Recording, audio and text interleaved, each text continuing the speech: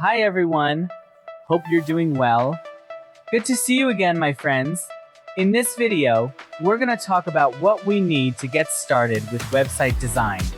What do we actually need in order to do this whole thing? This lesson is part of our website design course, and you can see that title right there on the screen. And it's a really short one, so don't worry about that. So I want you to listen closely, even though it's short. That way you know exactly what we need before we move forward together. Alright my friends, let's get started.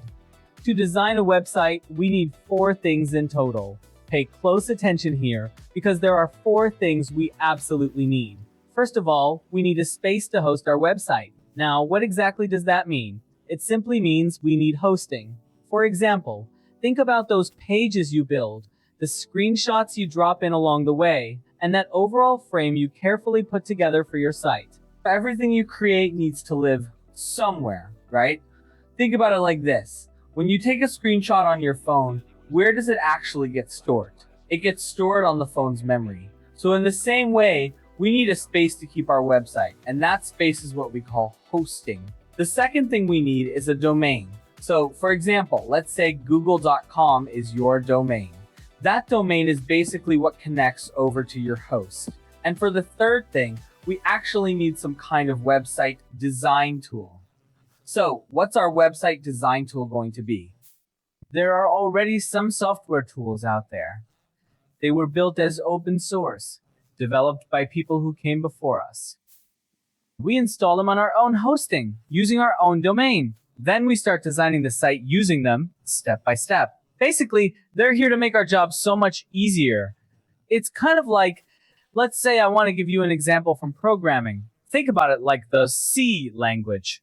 Then there's C++, and after that comes C number. Now, with C number, what happened is the graphical interface grew a lot more, and it became a lot easier to actually do programming with it. That's really the same idea here, and that's exactly what you're seeing on the screen right now. Now look closely, because here we don't have even one line of code, not a single line of code anywhere in this process. We're going to teach you design completely without code.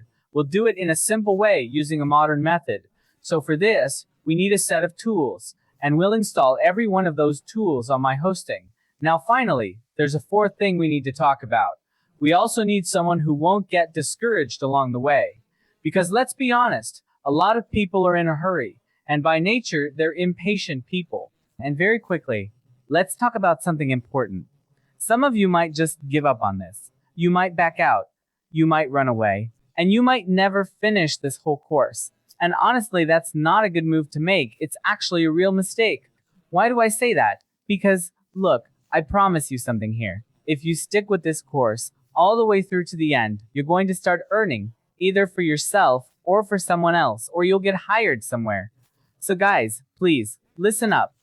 If you write down what you learned from me in this full course on your resume, or bring it up in a job interview, I would definitely hire you. That's because this method is completely up to date. And here's the thing, you should really understand. Most people out there have no clue about it at all. None whatsoever. Only a small handful of people actually know it. So please, don't sell yourself short.